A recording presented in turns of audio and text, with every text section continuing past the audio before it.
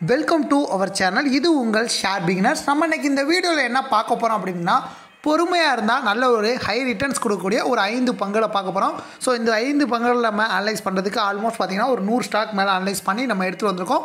ஃபண்டமெண்டலாக நல்லா ஸ்ட்ராங் தான். ஒரு எஸ்ஐபி ஃபண்டில் நீங்கள் மந்த்லி பை பண்ணலாம். இல்லைனா உங்களுக்கு எப்போ அமௌண்ட் கிடைக்குதோ அப்போலாம் பை பண்ணி வச்சுக்கலாம். நீங்கள் ப்ரைஸ் ரேஞ்சே பார்க்க தேவையில்ல. ஸோ இன்னைக்கு குறைஞ்சிருக்கா உடனே வாங்கி போடலாம். குறையும் போதெல்லாம் வாங்கினீங்க அப்படின்னா கண்டிப்பாக நல்ல ஒரு ஹை ரிட்டர்ன்ஸ் கொடுப்பாங்க. மார்க்கெட் பார்த்திங்கன்னா ஒரு கண்டிஷனில் வந்து பார்த்திங்கன்னா எந்த சைடு போகிறதுனே தெரியாமல் ஒரு ஸ்டாண்டர்டாக பார்த்தீங்கன்னா இப்போ நெகட்டிவ் சைடு இழுக்கிற மாதிரி இருக்குது. பட் இருந்தாலும் ஒரு ஆவரேஜ் டைமாக எனக்கு தோணுது. இதுக்கப்புறம் மேலே போகிறதுக்கு அதிக வாய்ப்பாக தான் பார்க்குறேன். ஸோ இந்த வீடியோ பார்த்திங்கன்னா நம்ம ரொம்ப மெனக்கட்டு பண்ணிகிட்ருக்கோம். ஸோ உங்கள் சார்பாக ஒரு லைக் பண்ணுற மாதிரி கிளிக் பண்ணுங்கள். அப்போ தான் இந்த வீடியோ வந்து நிறைய பேருக்கு போய் சேரும். நம்ம சேனல் நல்லா க்ரோத் ஆகும். இந்த மார்க்கெட்னால் நான் ஓப்பனாக ஒன்று சொல்லிக்கிறேங்க. நான் வந்து பார்த்திங்கன்னா பக்கத்து வீட்டில் கார் வாங்கினாங்க. அப்போ கூட எனக்கு எதுவும் பெருசாக தெரிலங்க. நம்ம ஒரு மாடி வீடு கட்டினா அவங்க 2 மாடி வீடு வச்சு கட்டிக்கிட்டு இருக்காங்க. ஸோ அதுவும் எனக்கு பெருசாக தெரில. ஆனால் இருந்தாலும் பார்த்தீங்கன்னா இந்த குளோபல் மார்க்கெட் பண்ணுறதை பார்த்தா எனக்கு என்ன சொல்கிறேனே தெரில. இவன் வேறு ஏன்டா அப்படி பண்ணுறான் அப்படிங்கிற மாதிரி இருக்குது. என்னன்னா இங்கிட்டு சைனாக்காரன் அவன் பாட்டுக்கு போயிட்டுருக்கான், ஜப்பான்காரன் அவன் பாட்டுக்கு போயிட்டுருக்கான். யூஎஸ் மார்க்கெட் பார்த்திங்கன்னா அவன் யூஎஸ்காரன் அவன் வேறு லெவலில் போயிட்டுருக்கான். அண்ட் பார்த்திங்கன்னா யூரோப் மார்க்கெட்டும் அந்தளவுக்கு நல்லா போயிட்டுருக்காங்க. குளோபல் மார்க்கெட்டை பார்க்கும்போதே எனக்கு டென்ஷன் ஆகுது. டெய்லி பார்த்திங்கன்னா சிங்கப்பூரில் ட்ரேட் ஆகிற நம்ம நிஃப்டி 50 பார்த்திங்கன்னா பாசிட்டிவாக ட்ரேட் ஆகும். ஆனால் மார்னிங் பாசிட்டிவாக ஓப்பன் ஆகும், பட் ஈவினிங் க்ளோஸ் பண்ணும்போது நெகட்டிவாக க்ளோஸ் ஆகிடும். ஸோ இது வந்து பார்த்திங்கன்னா இல்லைனா வந்தோடனே நெகட்டிவாக அப்படியே காலை கடனை விற்கிற மாதிரி எஃப்ஐ வந்து அவன் வேலையை செஞ்சுட்டு போயிட்டே இருக்கான். ஸோ இதுதான் மார்க்கெட்டில் நடக்குது. இன்றைக்கும் பார்த்திங்கன்னா ஆல்மோஸ்ட் பார்த்திங்கன்னா யூரோப் மார்க்கெட் நல்லா பாசிட்டிவ். இங்கிலாந்து மார்க்கெட் மட்டும் 52 புள்ளி நெகட்டிவாக இருப்பாங்க. சிஎஸ்சி ஃப்ரெஞ்சு மார்க்கெட் 121 புள்ளிகள் பாசிட்டிவ். எந்த அளவுக்கு பாசிட்டிவ் பாருங்கள்.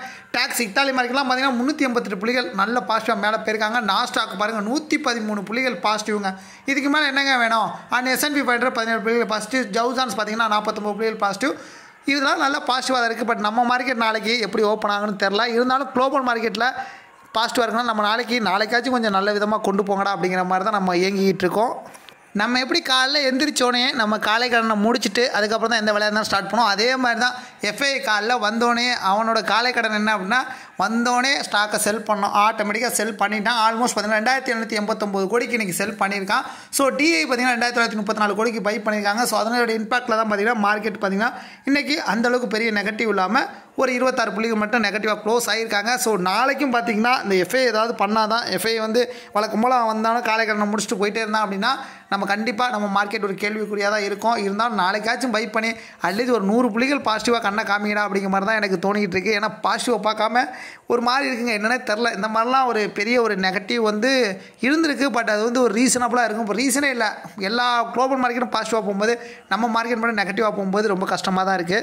ஃபஸ்ட்டு என்ன ஸ்டாக் அப்படின்னு பார்த்தீங்கன்னா நெஸ்லே பார்த்திங்கன்னா 2177 ரூபாயில் ட்ரேட் ஆகிட்டு 0.74% நெஸ்லே பார்த்திங்கன்னா நீங்கள் லாஸ் கொடுக்குறேன். நெஸ்லே தெரியாதவங்க யாருமே இருக்க மாட்டாங்க. அந்த அளவுக்கு ஒரு பிராண்டான ஸ்டாக்கு எனக்கு தெரிஞ்சு ரொம்ப லோ ப்ரைஸில் கிடைக்குது. இந்த ஸ்டாக்ஸ் பார்த்திங்கன்னா FMCG செக்டாரு. ஸோ இவங்க ப்ராடக்ட் இல்லாமல் இருக்காது. அன்றாட வாழ்வில் இவங்களோட ப்ராடக்ட் ஒன்றாச்சு நம்ம பயன்படுத்துவோம். அந்த அளவுக்கு நல்ல ஒரு ஸ்டாக்கு, நல்ல ஒரு டிமாண்டான ஸ்டாக்கு. இவங்க ரொம்ப லோ ப்ரைஸில் கிடைக்குதுங்க. அவங்களோட மார்க்கெட் கேப்ஸ் 2,09,980 கோடி. வேல்யூ லாக்ஸ் பார்த்தீங்கன்னா 14,125. 20 டேஸ் முடியாது 7,26,710. ஸோ நல்ல ஸ்ட்ராங்கான மார்க்கெட்டில் சை வால்யூம் இருக்காங்க. புக் வேல்யூ பார்த்தீங்கன்னா 41 ரூபா 39 பைசா. ஸோ FMCG செக்டார் பொறுத்த வரைக்கும் புக் வேல்யூ கொஞ்சம் லோவாக தான் இருக்காங்க. ஃபேஸ் வேல்யூ 1 ரூபா, PW 0.39, டிவிடெண்ட் 1.48% நல்ல ஒரு ஹை டிவிடெண்ட் கொடுக்குறாங்க. ஏர்னிங் பர் ஷேர் 34.88 நல்ல ஒரு பாசிட்டிவ். இந்த ஈரானியர் கம்பேர் பண்ணும்போது 12.15% ஒரு டவுன் தான் போயிருக்காங்க. P ratio 62, sector P 54. So P ரேஷியோவும் கொஞ்சம் ஹையாக தான் இருக்காங்க. பிபி பார்த்திங்கன்னா 52.62. ஸோ நெஸ்ட்லே பார்த்திங்கன்னா ஃபண்டமெண்டலாக டெக்னாலஜி சப்போர்ட் இருக்குது. நல்ல ஒரு ஹை குவாலிட்டியான ஸ்டாக்கு. எகைன் இந்த ஸ்டாக்ஸ் பார்த்திங்கன்னா நம்ம வந்து ஒரு ஒன் இயர் ஹோல்டு பண்ணுறோம் அப்படின்னா ஆல்மோஸ்ட் பார்த்திங்கன்னா ஒரு 12 to 15% ப்ராஃபிட் கொடுப்பான். ஸோ ஒரு 5 இயர் ஹோல்டு பண்ணிங்க அப்படின்னா கண்டிப்பாக ஒரு டபுள் மடங்கு ப்ராஃபிட் கொடுப்பான் இந்த நெஸ்ட்லே. செகண்டாக என்ன ஸ்டாக் பார்ப்போம்னா ஹிந்துஸ்தான் லிவருங்க. 2321 ரூபாயில் ட்ரேட் இருக்குது. 0.47% இன்றைக்கி லாஸ்ட் தான் க்ளோஸ் கொடுங்க. HUL பார்த்திங்கன்னா இவங்களும் நல்ல ஸ்ட்ராங்கு. இவங்களும் ஒரு FMCG செக்டார் ஸ்டாக் தான். நல்ல ஒரு ஹை ரிட்டர்ன்ஸ் கொடுக்கக்கூடிய ஸ்டாக்கு. ஸோ இந்த 2 ஸ்டாக்கும் பார்த்திங்கன்னா FMCG செக்டார். பட் இருந்தாலும் அவங்க வந்து கொஞ்சம் உணவுப் பொருள் தயார் பண்ணுவாங்க. HUL பார்த்திங்கன்னா இந்த காஸ்மெட்டிக்ஸ் இந்த மாதிரி பொருட்கள்லாம் தயார் பண்ணுவாங்க. ஸோ கொஞ்சம் மேஜர் டிஃப்ரெண்ட் இருந்தாலும் இந்த ஸ்டாக்ஸ் ரெண்டும் சேம் FMCG செக்டார் ஸ்டாக் தான். மார்க்கெட் கேப் 5,45,457 கோடி. Value lakhs 30,990. 20 days movie 16,09,933. So நல்ல ஸ்ட்ராங்கான மார்க்கெட் வால்யூம் இருக்காங்க. ஃபேஸ் வேல்யூ 1 ரூபா, PW 0.24. புக் வேல்யூ பார்த்தீங்கன்னா 216 ரூபா 11 பைசா. ஸோ புக் வேல்யூ பார்த்திங்கன்னா ஒரு 10% தான் இருக்காங்க. டிவிடெண்ட் 1.81% நல்ல ஒரு ஹை டிவிடெண்ட் கொடுக்குறாங்க.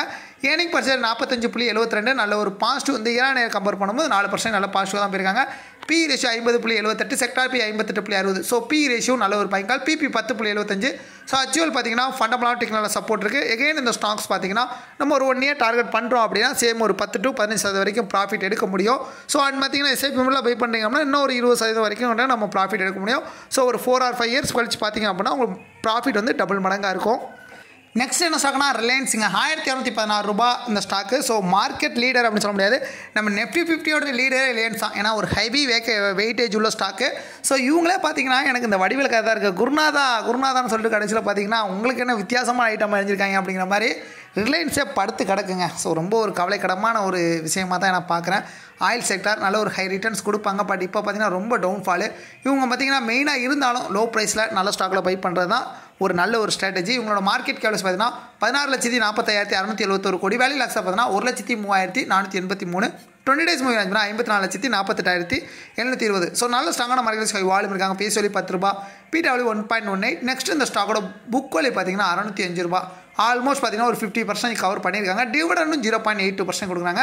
ஏர்னிங் பர் ஷேர் 51.13 நல்ல ஒரு பாசிட்டிவாக இருந்தாலும் இந்த ஈரான் இருக்கும்போது 1.11% ஒரு டவுன் தான் போயிருக்காங்க. PE ratio 23.78, sector PE 15.64. So PE ratio நல்ல ஒரு பைக்கால், PP 2.01. ஸோ ரிலையன்ஸ் பார்த்தீங்கன்னா ஃபண்டமெண்டலாக நல்ல ஸ்ட்ராங் தான். எகைன் இந்த ஸ்டாக்ஸ் பார்த்தீங்கன்னா நம்ம ஒரு 1 இயர் டார்கெட் பண்ணுறோம் அப்படின்னா ஆல்மோஸ்ட் பார்த்தீங்கன்னா ஒரு 25% வரைக்கும் நம்ம ப்ராஃபிட் எடுக்க முடியும். நெக்ஸ்ட் என்ன ஸ்டாக்னா அப்போலோ ஹாஸ்பிட்டலுங்க 6372 ரூபாயில் ட்ரேட் ஆகிட்டு இருக்கு. இன்னைக்கு 0.04% ஒரு லாஸ் தான் கொடுத்துருக்காங்க. அப்போலோ ஹாஸ்பிட்டல்லாம் பார்த்தீங்கன்னா நம்ம போர்ட்ஃபோலியோ இருந்துச்சு அப்படின்னா நல்ல ஒரு ஹை வெயிட்டேஜ் ஸ்டாக். என்ன இந்த ஸ்டாக்ஸ்லாம் பார்த்தீங்கன்னா கொஞ்சம் ஹை ப்ரைஸில் இருக்குது. ஸோ 6372 ரூபா அப்படின்னு ஒரு மாதம் சேவிங் அமௌண்ட்டே பார்த்தீங்கன்னா மோஸ்ட் ஆஃப் த பீப்புளுக்கு ஒரு 5000 தான் இருக்கும். ஸோ 10,000 அந்த ரேஞ்சுக்குள்ளே தான் இருக்கும். ஸோ அந்த ஒரு ஸ்டாக் வாங்கினா கூட நம்ம ஒரு மாதம் 2 மாதம் பொறுமையாக இருந்தால் தான் வாங்க முடியும். அந்தளவுக்கு ஒரு ஹையாக இருக்குது. ஸோ அவ்வளோதான் ஒரு வித்தியாசம். இதான் இந்த மாதிரி ஸ்டாக்ஸ்லாம் பார்த்தீங்கன்னா நல்ல ஒரு ஹை ரிட்டர்ன்ஸ் பிற்காலத்தில் கண்டிப்பாக கொடுப்பாங்க. ஃபண்டமெண்டல் டெக்னாலஜி சப்போர்ட்டு இவங்க பார்த்தீங்கன்னா நல்ல ஒரு க்ரோத் ஆகிற ஒரு பிஸ்னஸ் ஹாஸ்பிட்டல் செக்டார். இவங்களோட மார்க்கெட் கேப்ஸ் பார்த்தீங்கன்னா 91,622 கோடி, வேல்யூ லாக்ஸாக பார்த்தீங்கன்னா 40,542, 20 days மூவி ஆச்சுன்னா 4,69,086. ஸோ நல்ல ஸ்ட்ராங்கான மார்க்கெட் வால்யூம் இருக்காங்க. நெக்ஸ்ட் இந்த ஸ்டாக்கோட ஃபேஸ் வேல்யூ 5 ரூபா, PW 0.55, புக் வேல்யூ பார்த்தீங்கன்னா 521 ரூபா 69 பைசா. ஆல்மோஸ்ட் பார்த்தீங்கன்னா புக் வேல்யூ நல்ல ஒரு ஸ்ட்ராங்காக தான் இருக்காங்க. ஒரு 9% தான் இருக்காங்க. டிவிடெண்ட் 0.25% கொடுக்குறாங்க. ஏர்னிங் பர் ஷேர் 91.12 நல்ல ஒரு பாசிட்டிவ். இந்த ஈரான் கம்பேர் பண்ணும்போது 65.99% நல்ல பாசிட்டிவ் மட்டும் தான் போயிருக்காங்க. PE ratio 69.93, sector PE 90.50. So PE ratio கொஞ்சம் ஹையாக தான் இருக்காங்க.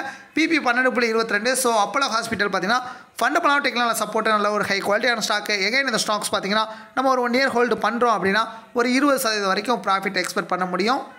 நெக்ஸ்ட் என்ன ஸ்டாக்னா ஹீரோ மோட்டார் 3956 ரூபாயில் ட்ரேடர் ஸ்டாக்கு 1.47% எனக்கு லாஸ் ஆயிருக்கு. ஸோ இந்த 2 வீலர்ஸ் வெஹிக்கிள்ஸ்க்குலாம் பார்த்தீங்கன்னா ஒரு லீடராக இருந்த ஸ்டாக் தான் ஹீரோ மோட்டார். ஸோ இந்தியாவிலே நம்பர் 1 ப்ராடக்ட் பண்ணுறவங்க இவங்க தான். ஸோ இவங்க ஏன் இந்த அளவுக்கு டவுன் போயிருக்காங்கன்னு எனக்கு புரியலங்க. ரிசல்ட் நல்லா கொடுத்தாங்க, இருந்தாலும் இந்த ஸ்டாக்ஸ்லாம் பார்த்தீங்கன்னா இப்போ டவுனில் இருக்காங்க. ஸோ இந்த ஸ்டாக்ஸ்லாம் பார்த்தீங்கன்னா கண்டிப்பாக நீங்கள் பை பண்ணி வச்சுக்கலாம். ஒரு ஆட்டோ செக்டார் நல்ல ஒரு ஹையான ஒரு ப்ராஃபிட் கொடுக்கக்கூடிய ஸ்டாக்கு. இவங்களோட மார்க்கெட் கேப்ஸ் பார்த்தீங்கன்னா 79,135 கோடி, வேல்யூ லாக்ஸ் பார்த்தீங்கன்னா 22,039, 20 days மூவி ஆச்சுன்னா 7,03,686. ஸோ நல்ல ஸ்ட்ராங்கான மார்க்கெட் வால்யூம் இருக்காங்க. ஃபேஸ் வேல்யூ 2 ரூபா, PW 0.69, டிவிடெண்ட் 3.54% நல்ல ஒரு ஹை டிவிடெண்ட் கொடுக்குறாங்க. ஏர்னிங் பர் ஷேர் 207.60 நல்ல ஒரு பாசிட்டிவ். இந்த ஈரான் கம்பேர் 14.82% நல்ல ஒரு பாசிட்டிவ் மூமெண்ட்டில் போயிருக்காங்க. PE ratio 16.06, sector PE 33.34. So PE ratio நல்ல ஒரு பைக்கால், PP 4.17. ஸோ ஹீரோ மோட்டார் பார்த்தீங்கன்னா ஃபண்டமெண்டல் டெக்னாலஜி சப்போர்ட்டு நல்ல ஒரு ஹை குவாலிட்டியான ஸ்டாக்கு. எகைன் இந்த ஸ்டாக்ஸ் பார்த்தீங்கன்னா நம்ம வந்து ஒரு 1 month ஹோல்டு பண்ணுறோம் அப்படின்னாலும் ஒரு ஷார்ட் டைம்லேயே கொடுங்கன்னா ஒரு 3 to 4% எடுக்கலாம்.